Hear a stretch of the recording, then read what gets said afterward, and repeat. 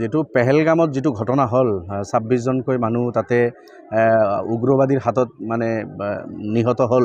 গতিকে গোটেই ভাৰতবাসী বিচাৰি আছিল, আমি সকলোৱে বিচাৰি আছিলোঁ যে ইয়াৰ প্ৰত্যুত্তৰ দিব লাগে আৰু যিসকল উগ্ৰবাদী যিসকল ইয়াৰ লগত জড়িত সেইসকলে শাস্তি পাব লাগে আৰু ভাৰত চৰকাৰে বা ইণ্ডিয়ান আৰ্মি এই বিষয়ে যি সিদ্ধান্ত ল'ব, আমাৰ দল বা অন্যান্য দল সংগঠন সবেই মানে চৰকাৰৰ লগত আছে।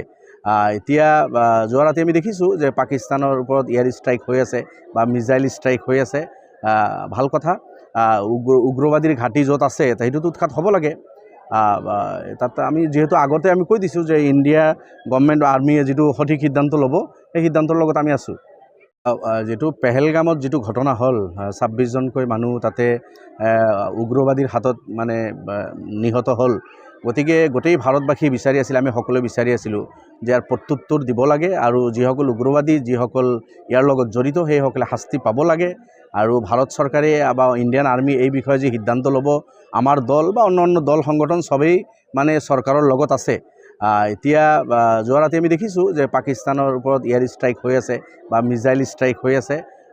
ভাল কথা, উগ্ৰবাদীৰ ঘাটি য'ত আছে সেইটোতো উৎখাত হ'ব লাগে। তাত আমি যেহেতু আগতে আমি কৈ দিছোঁ যে ইণ্ডিয়া গভৰ্ণমেণ্ট আৰ্মিয়ে যিটো সঠিক সিদ্ধান্ত ল'ব সেই সিদ্ধান্তৰ লগত আমি আছোঁ। যেটো পেহেলগামত যেটো ঘটনা হল ২৬ জনকৈ মানুহ তাতে উগ্ৰবাদীৰ হাতত মানে নিহত হল। গতিকে গোটেই ভাৰতবাসী বিচাৰি আছিল, আমি সকলোৱে বিচাৰি আছিলোঁ যে ইয়াৰ প্ৰত্যুত্তৰ দিব লাগে আৰু যিসকল উগ্ৰবাদী যিসকল ইয়াৰ লগত জড়িত সেইসকলে শাস্তি পাব লাগে আৰু ভাৰত চৰকাৰে বা ইণ্ডিয়ান আৰ্মি এই বিষয়ে যি সিদ্ধান্ত ল'ব, আমাৰ দল বা অন্যান্য দল সংগঠন সবেই মানে চৰকাৰৰ লগত আছে।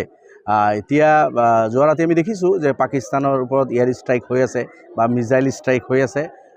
ভাল কথা, উগ্ৰবাদীৰ ঘাটি য'ত আছে সেইটোতো উৎখাত হ'ব লাগে। তাত আমি যেহেতু আগতে আমি কৈ দিছোঁ যে ইণ্ডিয়া গভৰ্ণমেণ্ট আৰ্মিয়ে যিটো সঠিক সিদ্ধান্ত ল'ব সেই সিদ্ধান্তৰ লগত আমি আছোঁ। যেটো পেহেলগামত যেটো ঘটনা হল ২৬ জনকৈ মানুহ তাতে উগ্ৰবাদীৰ হাতত মানে নিহত হল। গতিকে গোটেই ভাৰতবাসী বিচাৰি আছিল, আমি সকলোৱে বিচাৰি আছিলোঁ যে ইয়াৰ প্ৰত্যুত্তৰ দিব লাগে আৰু যিসকল উগ্ৰবাদী যিসকল ইয়াৰ লগত জড়িত সেইসকলে শাস্তি পাব লাগে আৰু ভাৰত চৰকাৰে বা ইণ্ডিয়ান আৰ্মি এই বিষয়ে যি সিদ্ধান্ত ল'ব, আমাৰ দল বা অন্যান্য দল সংগঠন সবেই মানে চৰকাৰৰ লগত আছে। এতিয়া যোৱা ৰাতি আমি দেখিছোঁ যে পাকিস্তানৰ ওপৰত এয়াৰ ষ্ট্ৰাইক হৈ আছে বা মিছাইল ষ্ট্ৰাইক হৈ আছে। ভাল কথা, উগ্ৰবাদীৰ ঘাটি য'ত আছে সেইটোতো উৎখাত হ'ব লাগে।